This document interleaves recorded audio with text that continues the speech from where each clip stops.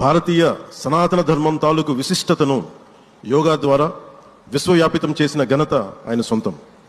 యోగా సాధకులు ఎంతటి దృఢచిత్తాన్ని కలిగి ఉంటారు, ఒత్తిడి జయించి సంకల్ప సాధకులుగా ఎలా నిలబడతారన్న దానికి కూడా మన గౌరవ ప్రధాని శ్రీ మోదీజీ గారు నిలువెత్తు ఉదాహరణ. ప్రపంచ యోగా దినోత్సవం యావత్ భారతవానికి భారతీయులకి దక్కిన గౌరవం.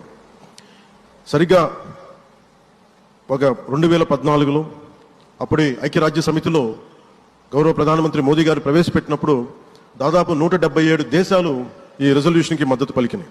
ఇంతమంది మద్దతుని కూడగట్టగలిగి ఈ రోజున మనకి 2015 నుంచి యోగా దినోత్సవం ప్రారంభమైంది. ఈ రోజున గౌరవ ప్రధానమంత్రి మోదీజీ గారి పిలుపు మేరకు మనం మొదట విశాఖ 11వ యోగా దినోత్సవ సంబరాలకు వేదిక అయింది.